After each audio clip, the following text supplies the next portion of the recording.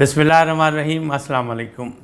इब्तिदा रब्बुल इज़्ज़त के नाम से जिसने जान दी जहान दिया, दरूद सलाम मोहम्मद व आले मोहम्मद पर जिन्होंने हमें सच्चाई का रास्ता दिखाया।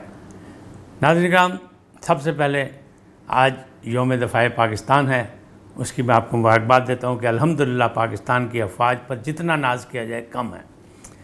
6 सितंबर 1965 का वाक़या पूरी दुनिया भूल नहीं सकती। जिस अंदाज़ में एक छोटी फ़ौज ने एक बड़ी फ़ौज को कहते हैं ना नाकों चने चबवाए, वो अपनी मिसाल आप है।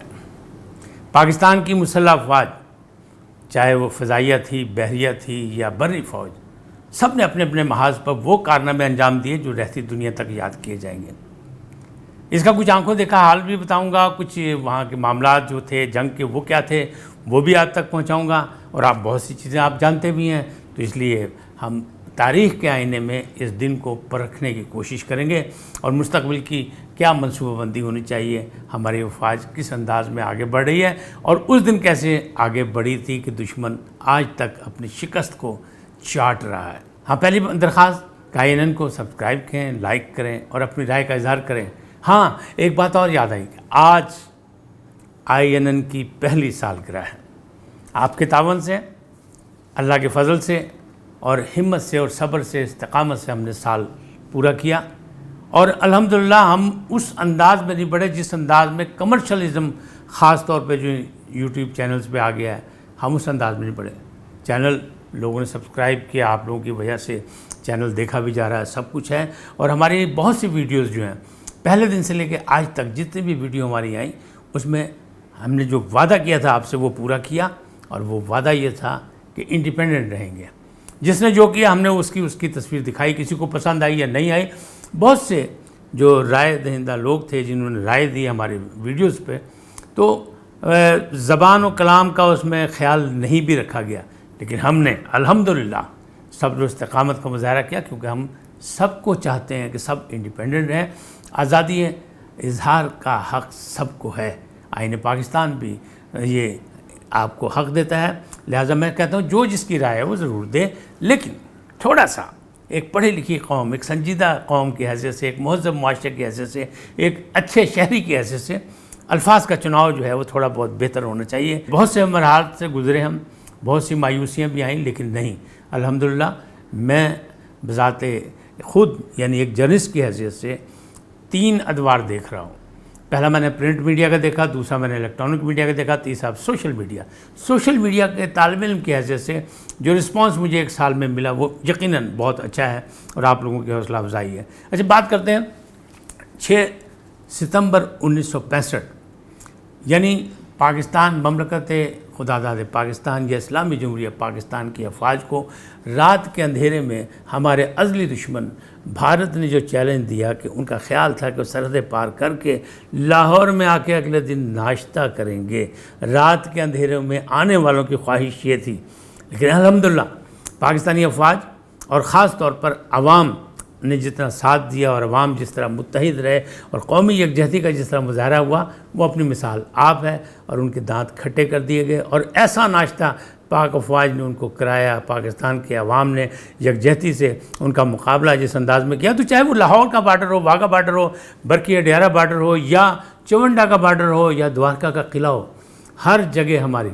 और इस फ़िज़ा पर जहाँ उनका बड़ा मान था अपना भारतीयों का कि उनके पास बड़ी फ़िज़ाई तैयारे मौजूद हैं, बड़ा कुछ है उनके पास, वहाँ पाक फ़िज़ाइया का कब्ज़ा था और अल्हम्दुलिल्लाह हर तरफ नारे तकबीर अल्लाहु अकबर गूंज रही थी और जाग उठा है सारा वतन, ये नगमात सुनाए जा रहे थे। यानी इसमें आम फ़ौजी भी शरीक था, दानिश्वर भी शरीक था, राइटर भी शरीक था, शायर भी शरीक थे, तालिब इल्म भी शरीक थे, किसान भी शामिल थे, आम मज़दूर भी शामिल था। सबकी एक ही आवाज़ थी कि जाग उठा है सारा वतन, गाज़ियो मुजाहिदो। तो फिर क्या हुआ, फिर एक हो के जब लड़ाई लड़ी तो 65 की लड़ाई जो है आज तक भारतीय जो हैं वो अपने ज़ख़म चाट रहे हैं और उनके जर्नल इसकी बातें करते हैं। क्यों कि चवंडा में जब वो दूसरी जंग अज़ीम के बाद सबसे बड़ी लड़ाई लड़ने आए थे टैंकों की, वहाँ क्या हुआ, वहाँ भी हम तो निहत्ते थे, हमारे पास तो बहुत कम टैंक थे, तो हमारे फ़ौजियों ने क्या किया था कि अपने जिस्मों पर बम बांधकर अपनी जानों का नजराना पेश किया। इसी तरह वाघा बॉर्डर पर क्या हुआ, BRP کے بعد جب ان کو دھکیل کے بھگایا گیا یہاں سے تو انہوں نے کیا کیا؟ پھر اپنے زخم ہی چاٹتے رہے. دوارکا کا قلعہ ہو یا کھیم کرن ہو، جہاں بھی دیکھیں جیسے بھی دیکھیں تو الحمدللہ پاک فوج اس وقت بھی مستحکم تھی، مضبوط تھی اور بہترین تھی. آج بھی بہترین ہے اور دنیا کی بڑی فوجوں میں شمار ہوتی ہے.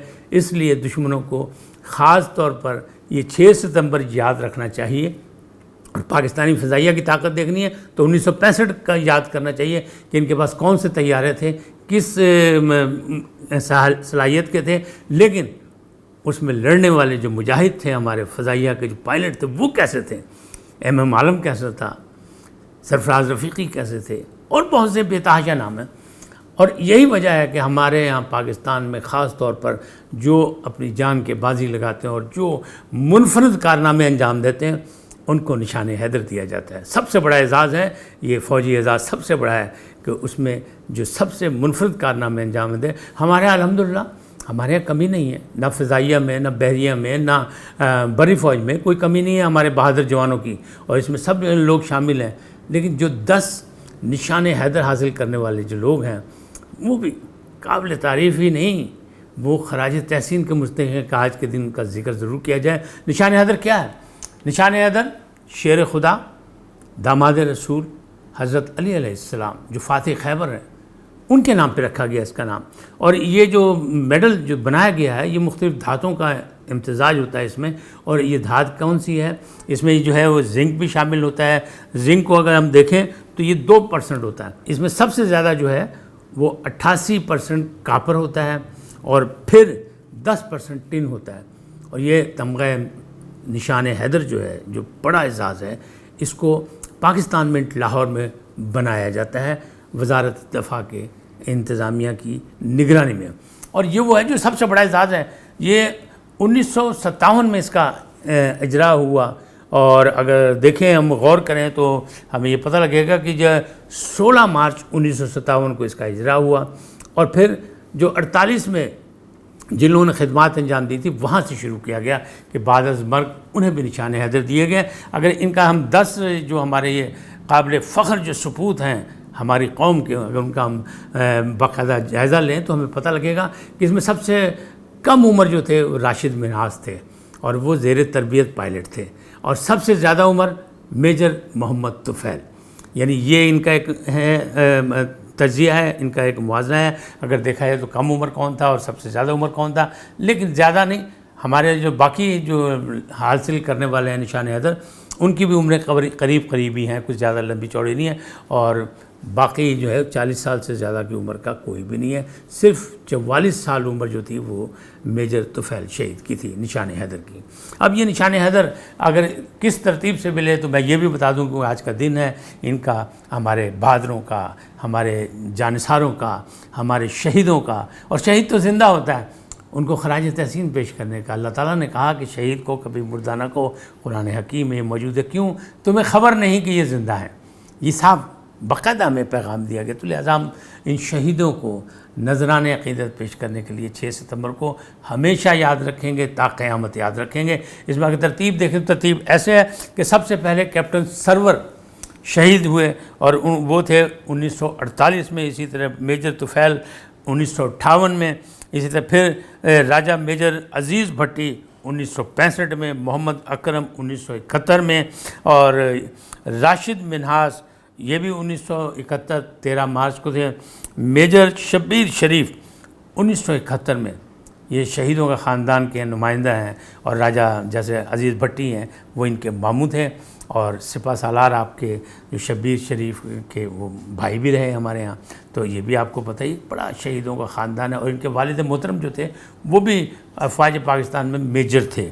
ان کے بعد اگر آپ دیکھیں تو سوار محمد حسین 1971 میں یہ ڈرائیور تھے. یہ چونڈا کے محاذ پہ جب لڑائی جھگڑے ہو رہے تھے تو اس میں رسد پہنچا رہے تھے اور گولوں کے مطلب اور اسلحہ بارود کی دھمک موجود تھی. اور اس میں جانثار اس طرح اندر داخل ہوتے تھے جیسے وہاں کچھ ہے ہی نہیں. اور اس انداز میں انہوں نے وہ کام کیا اور اتنی خدمات انجام دیں کہ ان کو یہ باقاعدہ نشان حیدر دیا گیا. اور ان کے بعد لاس نائک محمد محفوظ ہیں جو 1971 میں.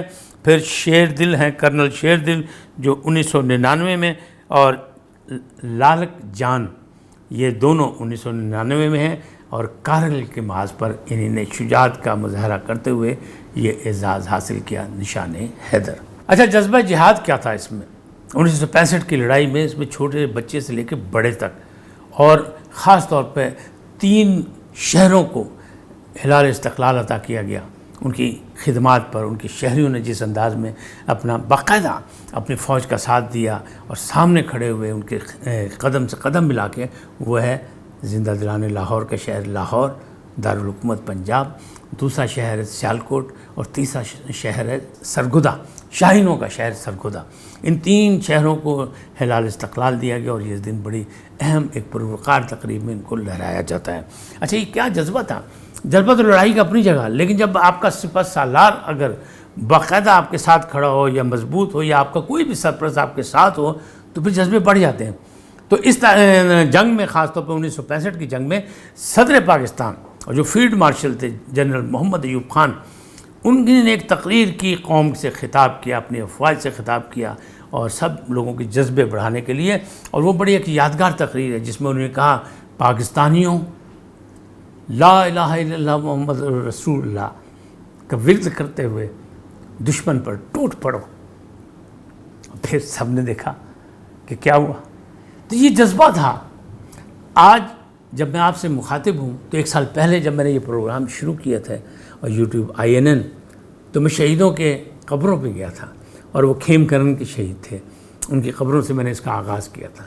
آج یہ سالگرہ کا دن ہے، ایک خوبصورت دن ہے، سب کچھ ٹھیک ہے، 1 سال ہو گیا ہمارے آپ کے رابطے کا، اور انشاءاللہ یہ آگے بڑھتا رہے گا آپ کی حوصلہ افزائی کے ساتھ۔ لیکن وعدہ یہی ہے کہ آپ اور میں کام وہ کریں جو مملکت کی بھلائی کے لیے ہو، جو عام لوگوں کی بھلائی کے لیے ہو، جو لوگوں کے لیے ہو، سچائی پر منحصر ہو، جھوٹ بول کر صرف اپنے ممبران کو بڑھانے کے لیے، سبسکرائبر کو بڑھانے کے لیے، اپنے پیسے دھن دولت کے لیے کام کرنے کے لیے نہ ساری زندگی میں نے کیا، نہ میں کروں گا، اور نہ ہی میں آپ سے توقع رکھتا ہوں، اس لیے کہ آپ مملکت پاکستان کے ایک ذمہ دار شہری ہیں، اور ہمیں مظاہرہ کرنا ہے، اس لیے کہ آج کے دور میں جو ہے اس مملکت کو، اسلامی جمہوریہ پاکستان کو بہت سے خطرات جو ہیں وہ پیش ہیں، خاص طور پر ارد گرد کے ممالک سے۔ پاکستان تو ہمیشہ ہمسایہ ملک سے اچھے تعلقات رکھنا چاہتا ہے، لیکن ازلی دشمن بھارت کبھی بھی ہمیں چین سے بیٹھنے نہیں دیتا۔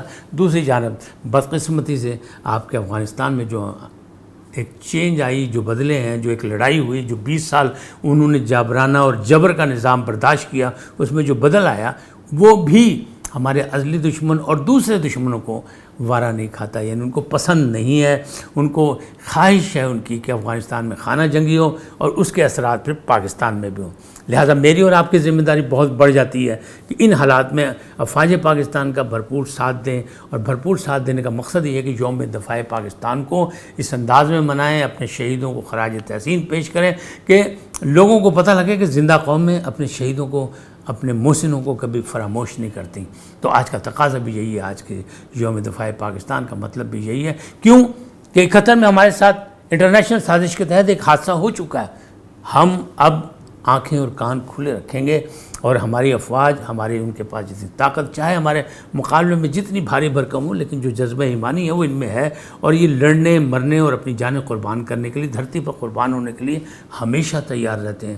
لہٰذا ہم آج سلام کرتے ہیں، سلوٹ کرتے ہیں اپنی فضائیہ کو، اپنی بری فوج کو، اپنی بحری فوج کو، اور ہمارے جوان جو ہیں یہ نہ صرف سرحدوں کی حفاظت کر رہے ہیں بلکہ ہر دشمن کا، ہر طاقتور دشمن کا منہ توڑنے کی صلاحیت رکھتے ہیں، اتنے طاقتور ہیں۔